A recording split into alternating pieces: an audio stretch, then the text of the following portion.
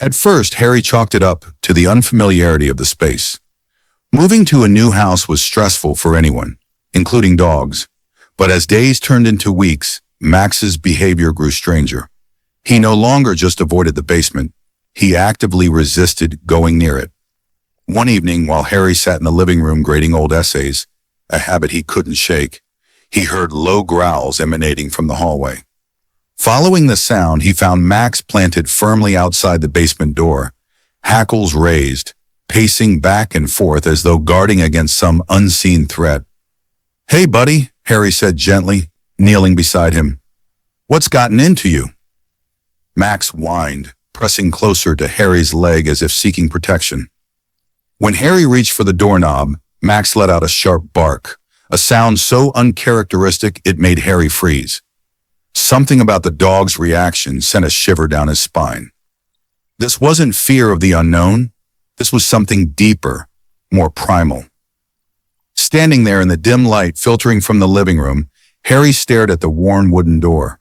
It looked ordinary enough, save for the faint scratches marring its surface. Who or what could have made those marks? And why did they fill him with such unease? For the first time since moving back, Harry wondered if coming home had been a mistake. Whatever secrets lay behind that door, they weren't resting quietly anymore. The house was silent except for the rhythmic ticking of the grandfather clock in the hallway, its steady cadence counting down the seconds, until Harry finally gave in to his curiosity.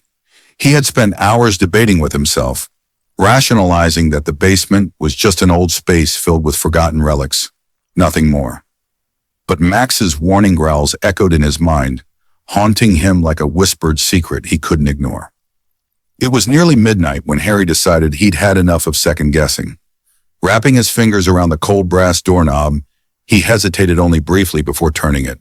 The hinges groaned in protest as the door swung open, releasing a musty draft that carried the faint scent of damp earth and rust. He grabbed the flashlight from the kitchen drawer and descended the narrow wooden staircase, each step creaking under his weight, as if protesting his intrusion. The beam of light cut through the darkness, revealing shelves lined with dusty jars, cobwebbed tools hanging on nails, and piles of yellowed newspapers stacked haphazardly against the far wall. It was exactly what he expected, a cluttered, neglected storage area. Yet there was something oppressive about the air down here, thick and suffocating, as though the walls themselves wanted to keep their secrets hidden. Then he saw them. Near the furnace, almost blending into the shadows, were the chains. Rust encrusted their heavy links, and decades of dust dulled their metallic sheen, but they were unmistakable. Two sets of manacles bolted to the stone wall, positioned low enough to restrain someone kneeling or lying prone. They looked ancient, yet purposeful, the kind of thing you might see in a museum exhibit about medieval dungeons. Harry's breath caught in his throat. He stepped closer, the light trembling slightly in his hand. Reaching out, he brushed his fingers against one of the cuffs, sending a puff of dust spiraling into the air. The metal was cold, unyielding, and strangely smooth despite its age. These weren't decorative props. They'd been used. Someone or something had been held here against their will. A sudden noise startled him, a soft scrape, like fabric dragging across the floor. He spun around, shining the flashlight into the corners of the basement, but found nothing. Just shadows stretching and retreating as the beam danced over the clutter. Still, the hair on the back of his neck stood on end. "Hello?" he called out, his voice echoing hollowly. No response came, only the faint hum of the furnace kicking on, filling the silence with its mechanical drone. Harry forced himself to focus, trying to piece together what these chains meant. Who would install restraints like this in a residential basement, and why? His Aunt Eleanor had lived here alone for decades, known throughout Willowbrook as a kind, if somewhat eccentric, woman who baked pies for church fundraisers and tended her rose garden with meticulous care. She didn't seem the type to harbor dark secrets, or did she?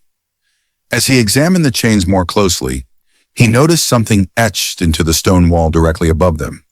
At first glance, it appeared to be random scratches, perhaps made by whatever poor soul had struggled against the restraints.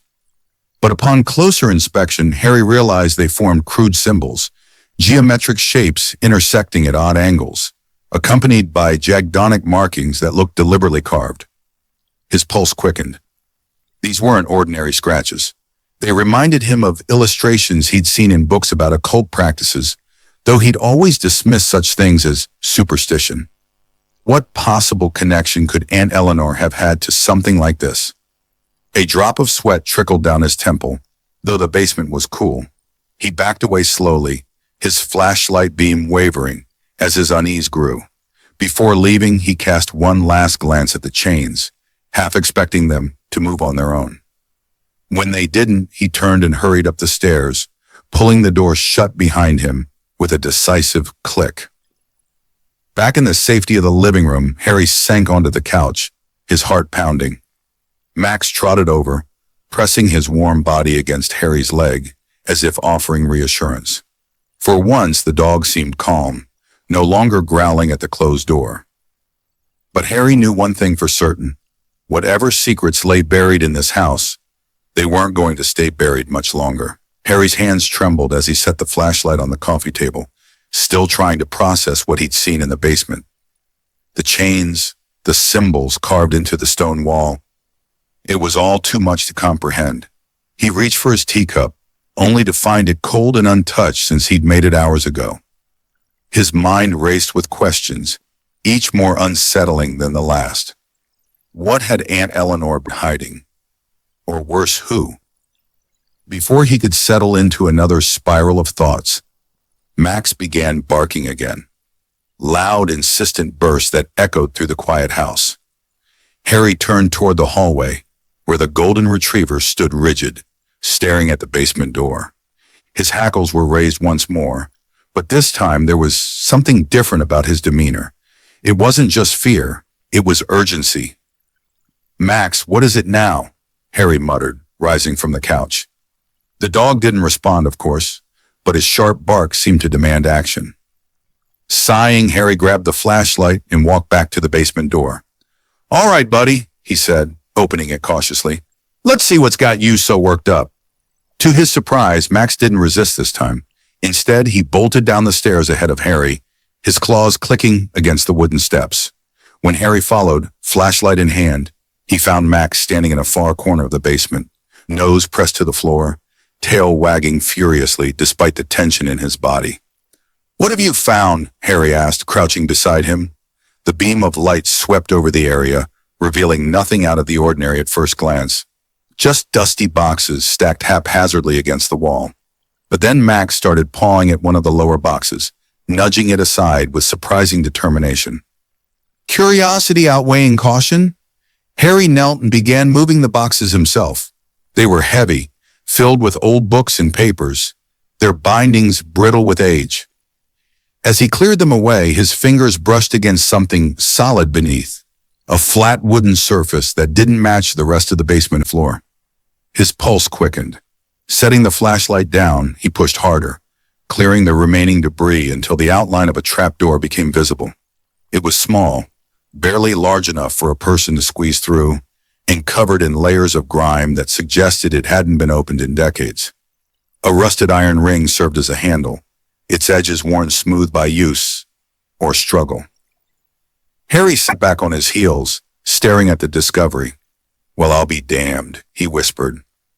Max whimpered softly, sitting beside him and watching intently. For a moment, Harry considered leaving it alone. Whatever lay beyond that door, it clearly wasn't meant to be found. Yet the weight of unanswered questions pulled at him like an invisible thread. Who had installed the chains? What were the strange symbols for? And why would someone go to such lengths to hide a trapdoor? Taking a deep breath, Harry gripped the iron ring and tugged. At first it resisted, stubborn and immovable.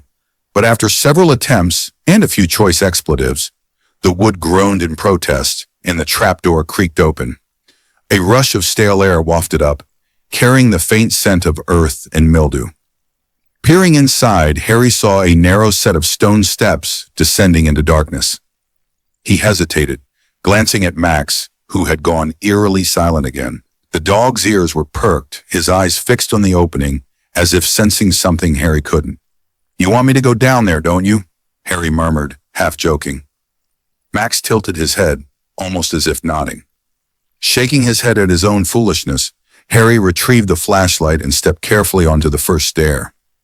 The stones were uneven and slick with moisture, making each step precarious. As he descended, the space grew colder, the oppressive weight of the walls pressing in around him. When he reached the bottom, the beam of light revealed a cramped, dirt-floored chamber. At first glance, it seemed empty, just a hollow cavity dug beneath the house. But as Harry moved the flashlight around, something caught his eye. In the far corner, partially buried under loose soil, was a small metal box. Its surface was tarnished and dented, but it looked man-made, deliberately placed here rather than abandoned. Kneeling, Harry brushed away the dirt, uncovering the lid. His heart pounded as he lifted it, revealing a collection of items inside. A faded photograph, a bundle of yellowed letters tied with twine, and a leather-bound journal. On top of everything lay a single brass key, its intricate design unlike anything he'd ever seen. As Harry picked up the journal, a faint scratching sound came from above, the unmistakable scrape of claws against the wood. Max let out a low growl, echoing down the stairs. Harry froze, gripping the flashlight tighter. "Max!"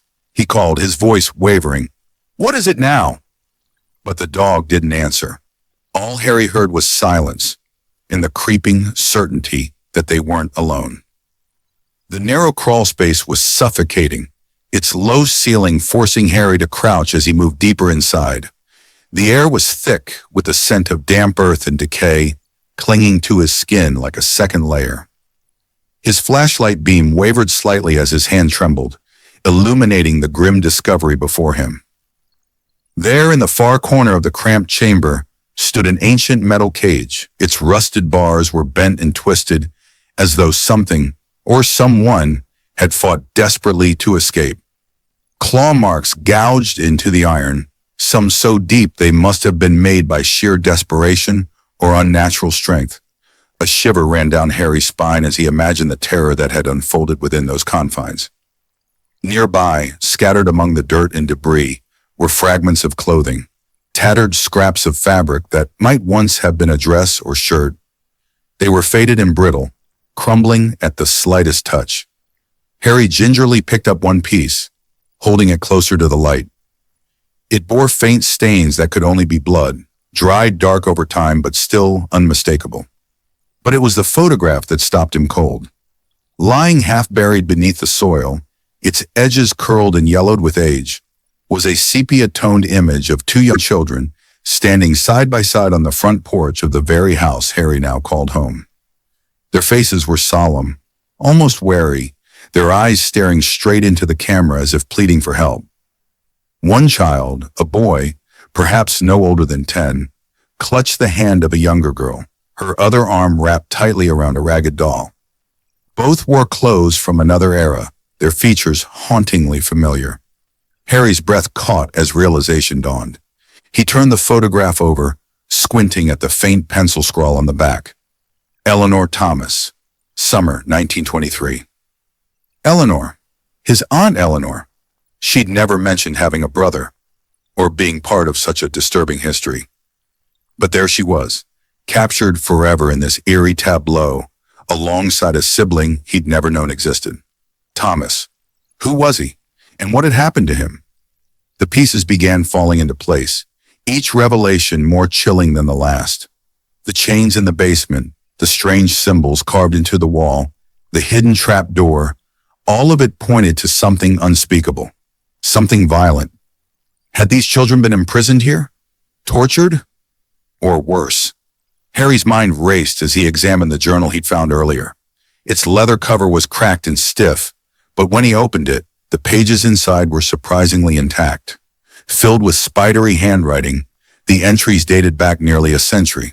He flipped through them quickly, catching fragments of sentences that sent a fresh wave of dread coursing through him. The voices are louder tonight. They say the children must stay below. Father grows angrier every day. I fear what he will do next. Thomas won't stop screaming. Please, God, make it stop.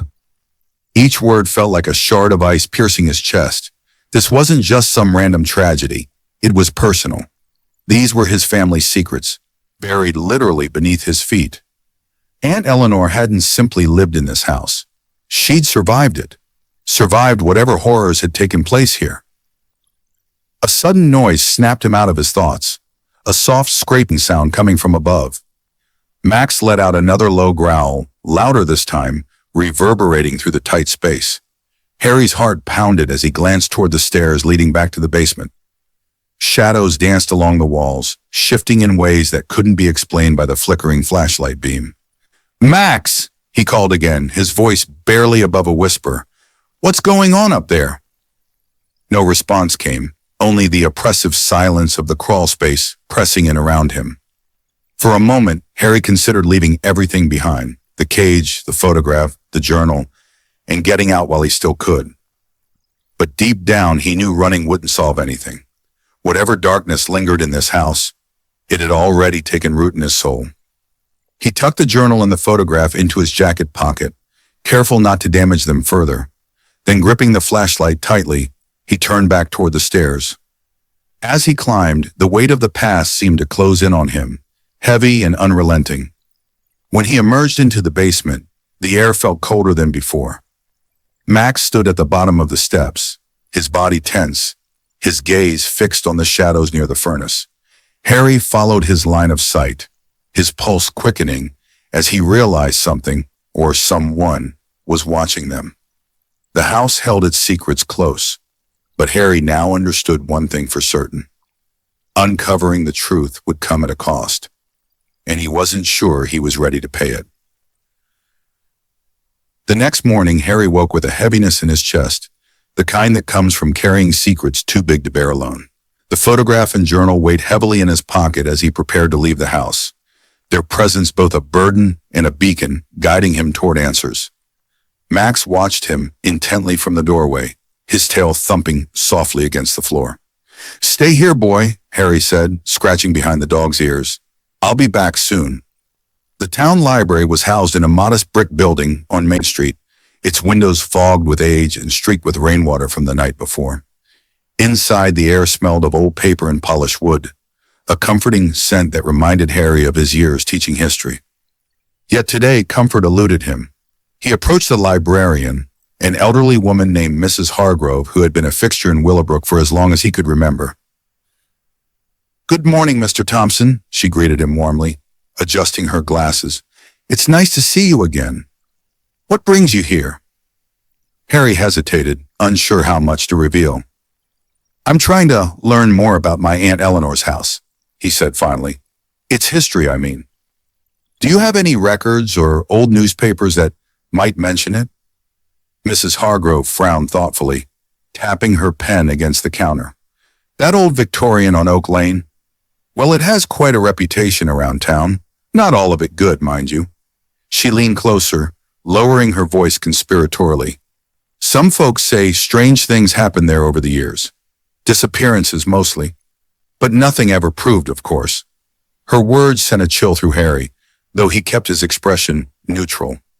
"Disappearances?" he prompted. She nodded, disappearing into the stacks and returning with a dusty folder labeled Willowbrook Historical Society. "Records. Take a look at this," she said, spreading out clippings and documents on the table. "Your aunt moved into the house in the early 1940s after inheriting it from her parents. Back then, she rented rooms to travelers and families passing through. Business was steady until people started talking." Harry scanned the yellow newspaper articles, each one hinting at something sinister without outright saying it. A headline caught his eye. "Local boarding house tenant vanishes without trace." The accompanying article described a young man who'd stayed at the house briefly before disappearing one winter night. His belongings were left behind, untouched, as if he'd simply vanished mid-step. Another clipping told of a family, a mother and 2 children, who checked out of the house abruptly, claiming they'd heard unearthly noises coming from the basement. When pressed for details, they refused to elaborate, moving away shortly thereafter. No official investigation followed. The incidents were dismissed as rumors or exaggerations. But it was the handwritten notes tucked inside the folder that unsettled Harry most. Someone, likely a previous archivist, had jotted down anecdotes gathered from locals over the decades. One note read, "Tenants complained of feeling watched, especially near the furnace." One woman swore she saw shadows moving when no one was there. Another stated, "Rumors persist of a hidden room used by the original owners. Purpose unknown." Harry's hands trembled as he flipped through the pages. None of the accounts provided concrete evidence, but together they painted a chilling picture. The house wasn't merely old or quirky, it was haunted by whispers of tragedy, loss, and fear. "Do you know anything about Eleanor's brother?" Harry asked suddenly, pulling out the faded photograph. "This is her, isn't it? And the boy? Thomas?" Mrs. Hargrove peered at the image, her brow furrowing. "Yes, that's Eleanor as a child. But Thomas..." She shook her head slowly. "I don't recall hearing about a brother. If there was one, he must have died young. Your aunt rarely spoke of her family, even when she was younger." Harry felt a pang of frustration mixed with dread. Why had Aunt Eleanor kept so much hidden? What had driven her to erase Thomas from memory entirely? As he thanked Mrs. Hargrove and gathered the materials, she placed a gentle hand on his arm. "Be careful, Mr. Thompson," she said quietly. "Some secrets are buried for a reason." Back outside, the autumn wind whipped through the streets, scattering leaves across the cobblestones. Harry walked briskly back to his car, clutching the folder tightly. The pieces were starting to come together, but instead of clarity, they brought only unease. The house on Oak Lane wasn't just a home. It was a tomb for untold horrors. And now, Harry realized, it was up to him to unearth them. The late afternoon sun cast long shadows across Willowbrook as Harry decided to visit Evelyn Carter, the elderly neighbor who had waved to him occasionally since his return. Her home, a tidy white cottage with blue shutters, sat just 2 doors down from his aunt's Victorian house. If anyone in town knew the secrets of the past, it was Evelyn. Known for her sharp wit and sharper memory, she had been a fixture in Willowbrook longer than most residents could recall. Harry knocked on her front door, which opened almost immediately. Evelyn stood there, leaning lightly on a cane, her silver hair swept into a neat bun. Her piercing blue eyes studied him with curiosity before breaking into a warm smile. "Well, well," she said, her voice carrying a hint of mischief. "If it isn't Harold Thompson. I wondered when you'd come knocking." "Good afternoon, Mrs. Carter," Harry replied politely. "I hope I'm not disturbing you." "Not at all, dear. Come in, come in." She ushered him inside, where the scent of lavender and freshly baked cookies filled the air. The living room was cozy, adorned with antique furniture and shelves lined with books and framed photographs. A cat lounged lazily on the windowsill, watching them with disinterested green eyes. Evelyn gestured for him to sit, then settled herself into an armchair opposite him.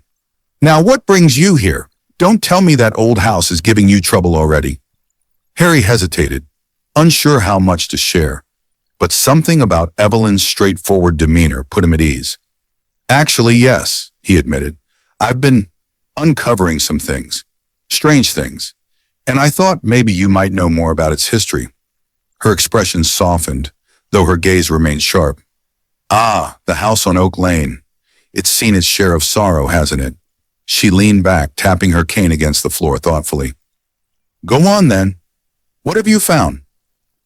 Taking a deep breath, Harry recounted what he'd discovered so far. The chains in the basement, the trapdoor, the cage, and photograph of Eleanor and Thomas. He didn't mention the journal. Some instincts told him to keep that detail close for now. Evelyn listened intently, her face unreadable.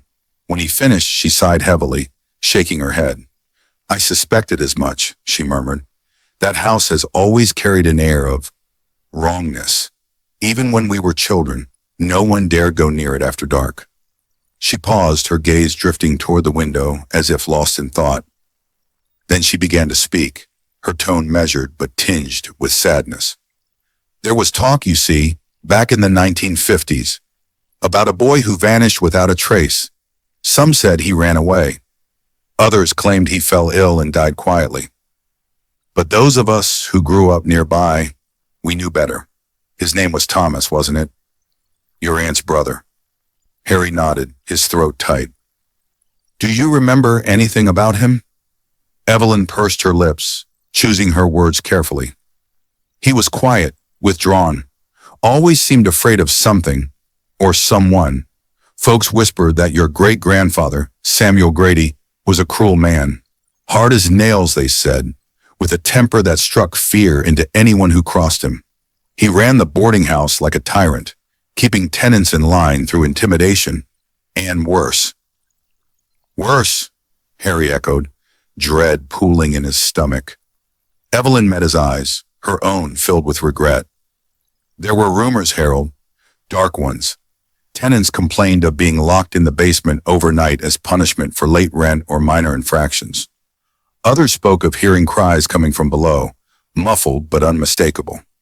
One woman swore she saw a child dragged down those stairs by Samuel himself. After that, people stopped renting rooms altogether. Harry felt sick, the weight of her words pressing down on him. And Thomas? What happened to him? She shook her head slowly. No one knows for sure. One day he was there.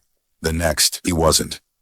Your Aunt Eleanor never spoke of him again, not even to her closest friends. People assumed he'd died, though no body was ever found. Some believed Samuel did away with him, hid him somewhere no one would look. The cage, Harry whispered, more to himself than to Evelyn. The image of the rusted bars and claw marks flashed in his mind, sending a shiver down his spine. Evelyn's expression darkened. Yes, the cage. That explains so much, doesn't it? We used to joke as kids that the house was cursed, but deep down we all knew there was truth to it. Something terrible happened there, Harold. Something that should never be forgotten, but perhaps never forgiven. For a moment, neither of them spoke. The silence between them was heavy, charged with unspoken grief and guilt. Finally, Evelyn reached out, placing a frail hand over his. Be careful, dear. Secrets like these, they don't stay buried forever. Sometimes they fight back. As Harry left Evelyn's house, the fading sunlight casting long shadows across the street, he couldn't shake the feeling that the house on Oak Lane was watching him, waiting. Whatever answers lay hidden within its walls, they were closer than ever, and yet the cost of uncovering them loomed larger with each passing day. The days that followed were a blur of research and restless nights. Harry pored over the newspaper clippings he'd gathered from the library, piecing together fragments of a story that had been deliberately obscured by time. Among the faded headlines and grainy photographs, one name kept surfacing. Tommy Grayson. Tommy had been a local teenager in the late 1950s. Bright-eyed, hard-working, and well-liked by those who knew him. He earned pocket money doing odd jobs around Willowbrook, mowing lawns, fixing fences, running errands for shopkeepers. According to the clippings, he was last seen on a chilly October evening, heading toward the Victorian house on Oak Lane. His disappearance sparked a brief search, but when no evidence turned up, the case quietly faded into obscurity. What intrigued Harry most were the whispers surrounding Tommy's final days. Several elderly residents mentioned rumors they'd heard as children, that Tommy had crossed paths with Samuel Grady, Harry's great-grandfather and the original owner of the house. Samuel was infamous in Willowbrook for his volatile temper and ruthless business practices. Locals claimed he ruled his tenants with an iron fist, demanding punctual rent payments and punishing those who fell behind with threats or worse. One resident, an 86-year-old man named Walter Briggs, agreed to meet Harry at the town diner after hearing about his inquiries.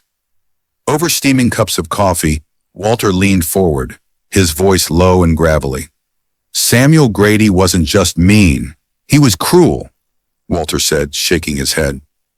People didn't dare cross him. If you owed him money, he made sure you paid, not just in cash, but in fear. Harry nodded, encouraging him to continue. Did anyone ever accuse him of hurting someone? Walter hesitated, glancing around the nearly empty diner before speaking again. There were stories. Folks said he locked people in the basement if they couldn't pay their rent, kept them there until family or friends came with the money.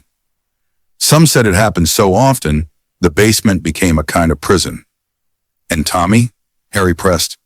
Do you think Samuel could have done something to him? Walter sighed, rubbing his temples. It's possible. Tommy worked for everyone in town, including Samuel. Word was Samuel hired him to do repairs around the house. Maybe Tommy saw something he shouldn't have, or maybe Samuel got angry about something petty. Either way, after Tommy disappeared, nobody dared ask questions, too scared of what Samuel might do. Harry's stomach churned as he absorbed this information. The pieces fit too perfectly. The chains bolted to the basement wall, the rusted cage in the crawl space, the claw marks etched into the bars. Had Tommy been held captive there? Was he one of the tenants Samuel punished? That night, unable to sleep, Harry returned to the journal he'd found in the hidden chamber. Its brittle pages crackled beneath his fingers as he flipped through entries written in shaky handwriting. Many were undated, but they painted a harrowing picture of life under Samuel's rule. One passage stood out. Father brought a boy down today, young, maybe 15. Said he stole tools from the shed. I begged him not to hurt him, but Father only laughed, locked him in the cage. The screams echo through the walls even now. Harry's hands trembled as he read the words aloud to himself. Could this be Tommy? The age matched, as did the timeline, and the mention of theft. Had Samuel fabricated a reason to punish him? Or had Tommy truly taken something? More importantly, what had become of him? Determined to find answers, Harry revisited Evelyn Carter the next morning. When he showed her the journal entry, her face paled. That's him, she whispered. That has to be Tommy. Poor boy never stood a chance against someone like Samuel.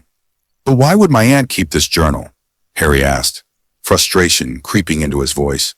Why hide it instead of turning it over to the authorities? Evelyn looked at him sadly.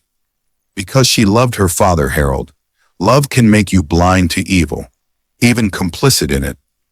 Eleanor must have felt trapped between loyalty to her family and the truth.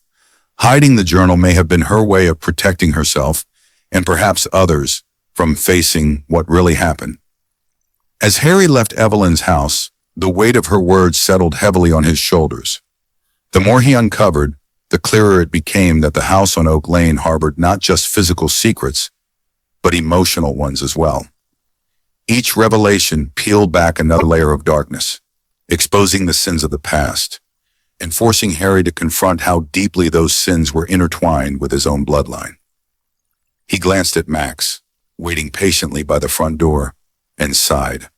Looks like we're in this together, buddy, he muttered. But as he stepped outside, the wind carried a faint sound, a soft scrape, like metal shifting against stone. It seemed to come from the direction of the basement. Harry froze, his heart pounding. For a moment, he thought about ignoring it, pretending it was nothing. But deep down, he knew better. Whatever or whoever was making that noise, it wanted him to listen. The house seemed quieter than usual that evening, its creaks and groans muted as if holding their breath. Harry sat at the kitchen table, the journal spread out before him, its pages illuminated by the soft glow of a desk lamp. Outside, the wind rattled the window panes, but it wasn't the cold air seeping through the cracks that sent shivers down his spine. It was the memories clawing their way to the surface. He hadn't thought about those childhood visits in decades, yet now they flooded back with startling clarity. Aunt Eleanor had always been kind to him, baking cookies and telling stories of Willowbrook's history as they sat together in her cozy parlor. But there had been moments, fleeting, almost imperceptible, that lodged themselves in the recesses of his mind. Moments when her smile faltered or her hands trembled slightly as she poured tea. Moments when the house itself felt wrong. Harry remembered standing at the top of the basement stairs as a boy, peering into the darkness below. Eleanor had caught him there once and gently pulled him away, saying, "Let's stay upstairs, Harold. The basement isn't a place for children." At the time, he'd accepted her words without question, chalking up his unease to childish imagination. Now he wondered if she'd been shielding him, from what exactly he still couldn't say. His gaze drifted to the photograph of Eleanor and Thomas, propped against the sugar bowl on the table. Her expression was somber, her eyes heavy with secrets she'd carried for most of her life. Had she known about the horrors hidden beneath their feet? Or worse, had she helped conceal them? A sudden memory surfaced, unbidden and vivid. A rainy afternoon when he was 10 years old. He and Eleanor were sitting by the fireplace flipping through an old photo album. When they reached a page featuring a young boy who looked strikingly like Thomas, Eleanor quickly turned it over, her fingers brushing the images as though erasing them. "Who's that?" Harry had asked innocently. Eleanor hesitated, her voice barely above a whisper. "Just someone who left us a long time ago." Even then, something about her answer had felt hollow, incomplete. As a child, Harry hadn't pressed further. Now he wished he had. Max padded into the room, breaking the spell of recollection. The dog settled beside him, resting his chin on Harry's knee as if sensing his distress. Harry absently scratched behind Max's ears, his thoughts racing.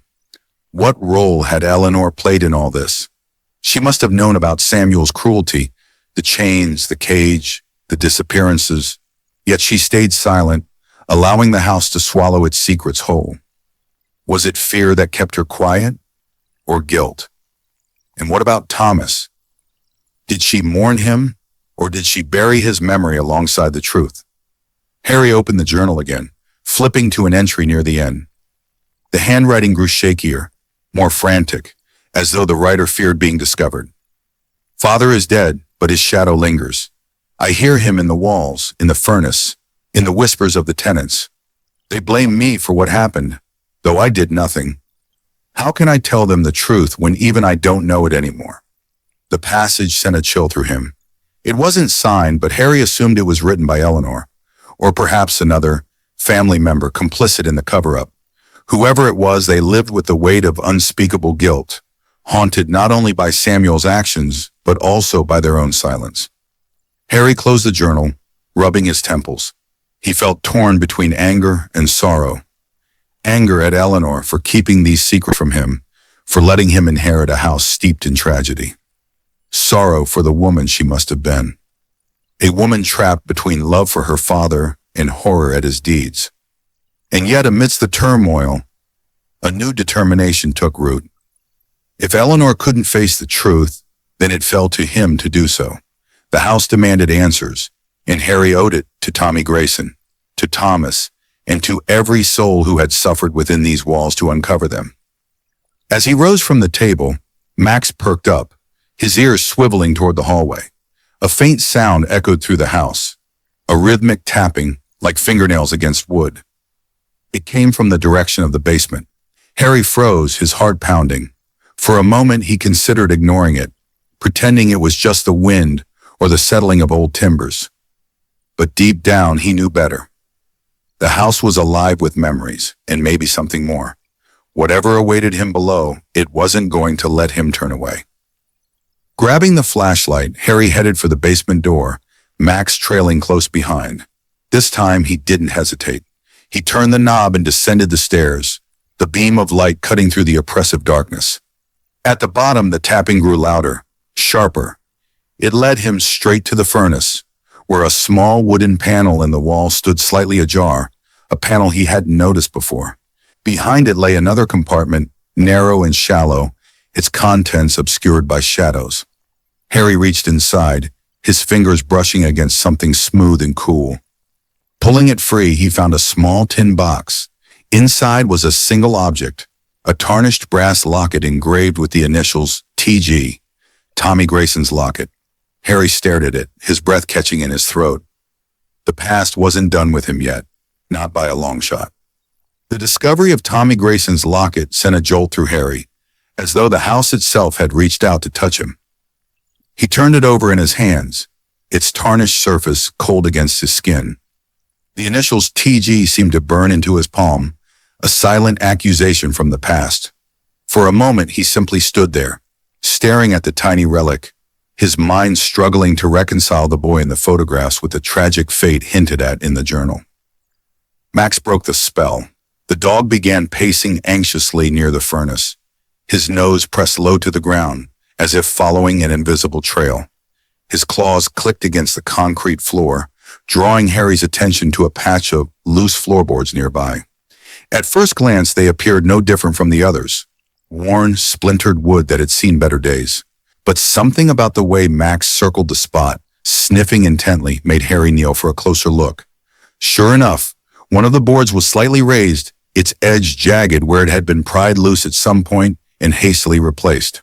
Hard pounding, Harry pried it up with his pocket knife, revealing a shallow cavity beneath. Inside lay a bundle of yellowed papers tied together with fraying string. The ink on the outermost page was faded but legible. To whoever finds this, please help me. Harry's breath hitched as he untied the string and unfolded the letters. They were written in neat, hurried handwriting, each one dated sporadically over several months. As he read, the voice of Tommy Grayson came alive, raw and desperate. March 12, 1958. I don't know how long I've been here. Days? Weeks? It's hard to tell when you're locked in the dark. Mr. Grady says I'll stay until someone pays my debt, but no one knows I'm here. I tried screaming at first, banging on the walls, but no one comes. Sometimes I hear voices upstairs, people talking like nothing's wrong. If anyone reads this, please tell them I'm down here. Please help me. Another letter dated weeks later described the conditions of his captivity in chilling detail. April 30th, 1958. The cage is too small to stand in, and the air smells like rust and dirt. My throat hurts from yelling, and my hands are raw from clawing at the bars. I think Mr. Grady enjoys seeing me suffer. He brings food only when he feels like it, just enough to keep me alive. I've started looking for ways out. There's a crack in the wall near the furnace, big enough to slip a hand through. Maybe it leads somewhere. The final letter stopped Harry cold. Dated 2 months after the first, it was shorter, more frantic. June 15th, 1958. I found a passage last night, a narrow tunnel behind the furnace. It looks old, like it hasn't been used in years. I think it might lead outside, but I can't get to it without keys. Grady keeps them on a chain around his neck. If I can grab them while he's sleeping, please God, let me make it out alive. Harry's hands trembled as he refolded the letters, his mind racing. So Tommy had discovered a way out, a secret passage that could have saved him. But something must have gone wrong. Had Samuel caught him trying to escape, or had the passage collapsed, trapping him inside? Max whined softly, nudging Harry's arm as if urging him forward. You want me to check it out, don't you? Harry murmured, glancing toward the furnace.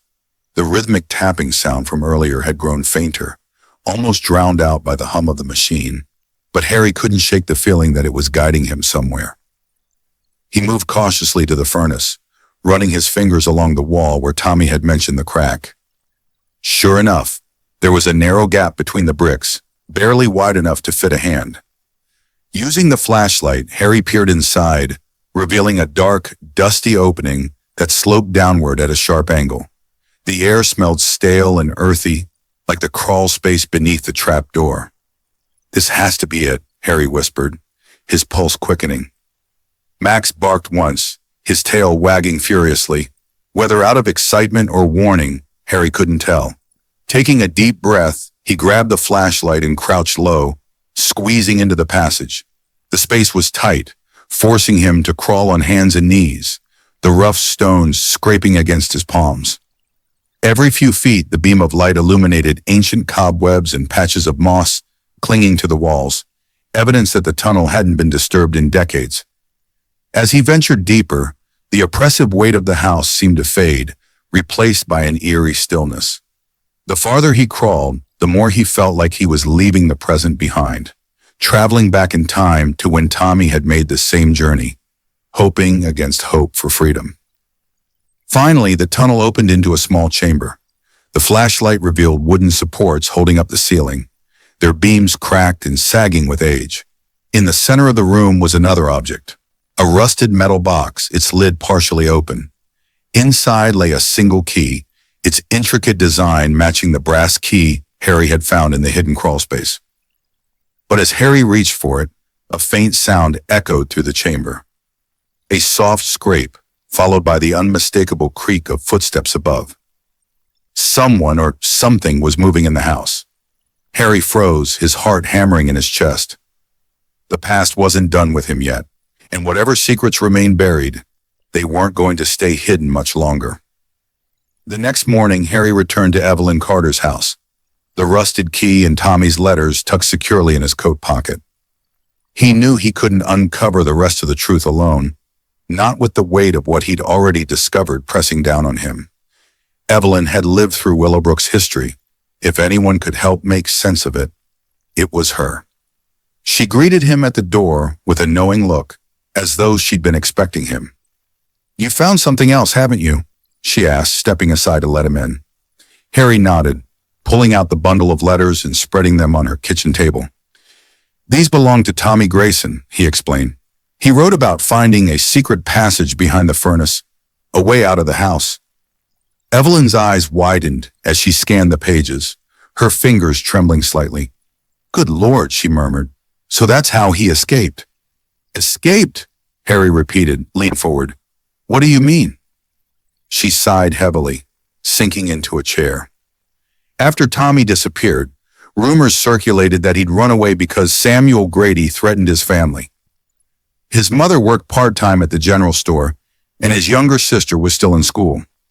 Folks said Samuel made it clear he'd harm them if Tommy didn't comply. No one dared intervene.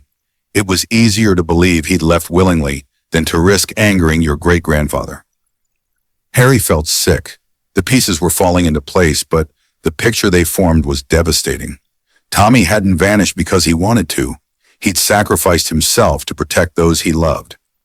And now, standing before Evelyn, Harry realized there might be more evidence hidden within the house. Evidence that could confirm Tommy's heartbreaking decision. Together they returned to the Victorian house, Max trotting alongside them as if eager to help. With Evelyn's guidance, Harry examined the basement walls more closely, searching for signs of the false panel Tommy had described. It took nearly an hour of careful inspection, but finally Evelyn spotted a faint seam near the furnace, a line so subtle it blended seamlessly with the stone. "There!" she exclaimed, pointing. "It's cleverly concealed, isn't it? Whoever built this didn't want it found easily." Using a crowbar from the workbench, Harry pried open the false wall, revealing a narrow alcove behind it. Inside lay remnants of Tommy's belongings, a worn leather satchel, a few scraps of clothing, and, most importantly, a small battered journal. Its cover bore the initials TG, matching the locket Harry had found earlier. Evelyn gasped softly as Harry opened the journal, its pages brittle with age. The handwriting inside was shaky but determined, chronicling Tommy's final days in vivid detail. One entry stood out, written just days before his disappearance. June 20th, 1958. "I broke free last night. The passage led me outside, far enough away that I thought I was safe. But then I saw him, Grady, watching from the shadows. He didn't come after me, but I knew what he meant. If I stayed gone, my family would be spared. If I came back or told anyone, I can't risk it. Mom and Lucy need me alive, even if it means living apart. So I'll leave. I'll go somewhere no one will find me. Maybe someday, when Grady's gone, I can return. Until then, I have to stay silent." The final entry was brief, almost illegible. June 22nd, 1958. "This is goodbye. Tell Lucy I love her. Tell Mom not to cry. I'm sorry for everything." Harry's vision blurred as tears welled in his eyes. He closed the journal gently, clutching it to his chest. Tommy hadn't disappeared out of fear or cowardice. He'd done it out of love. To save his family from Samuel Grady's wrath, he had walked away from everything he knew, erasing himself from the world rather than risking their safety. Evelyn placed a comforting hand on his shoulder. "He was brave, Harold. Braver than most people would have been." "But why didn't anyone stop him?" Harry demanded, his voice breaking. "Why didn't my aunt or anyone speak up?" Evelyn shook her head sadly. "Fear silences us, dear. Fear and loyalty. Your aunt must have known what Samuel was capable of. She chose to bury the truth rather than face it." For a long moment, neither of them spoke. The weight of Tommy's sacrifice hung heavy in the air, mingling with the lingering echoes of the house's dark past. Harry glanced around the basement, realizing how much pain these walls had absorbed over the years. Pain inflicted by his own family. "I can't let this stay hidden anymore," he said finally, his voice firm despite the ache in his chest. "Tommy deserves justice. His family deserves closure." Evelyn nodded. "Then we'll tell his story. Together." As they stood there surrounded by the ghosts of the past, Harry felt a strange sense of resolve settle over him. The house on Oak Lane had kept its secrets for too long, but not anymore. It was time to bring Tommy Grayson's courage into the light, no matter the cost. The morning sunlight streamed through the newly cleaned windows of the Victorian house, casting golden beams across the once shadowy basement. Harry stood at the foot of the stairs, watching as Max wandered freely among the stacks of boxes and tools that had been neatly organized over the past few weeks. The dog's tail wagged lazily, his earlier unease replaced by calm curiosity.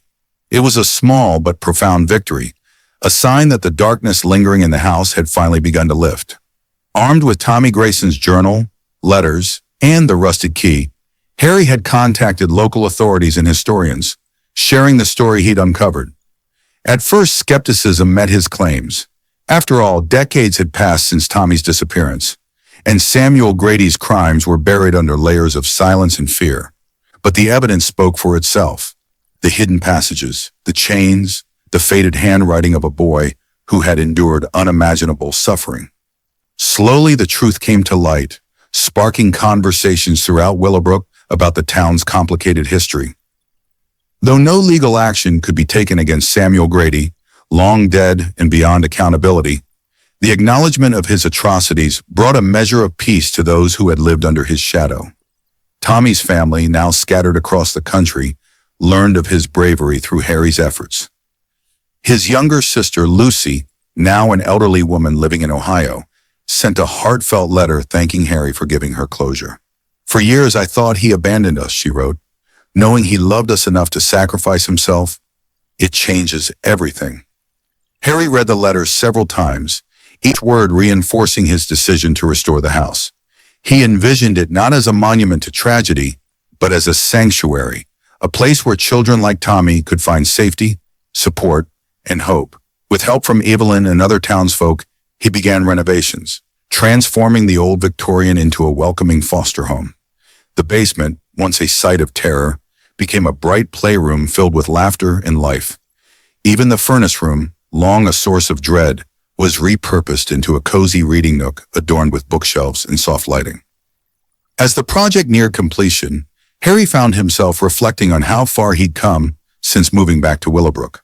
Solving the mystery hadn't just exposed the sins of his ancestors, it had forced him to confront his own unresolved feelings about Aunt Eleanor and the choices she'd made. In the end, he forgave her. She had been a product of her time, shaped by fear and loyalty, just as he had been shaped by grief and longing. By honoring Tommy's memory, Harry felt he was also honoring Eleanor, redeeming their shared legacy in some small way. One afternoon, as the sun dipped low on the horizon, Harry sat cross-legged on the basement floor.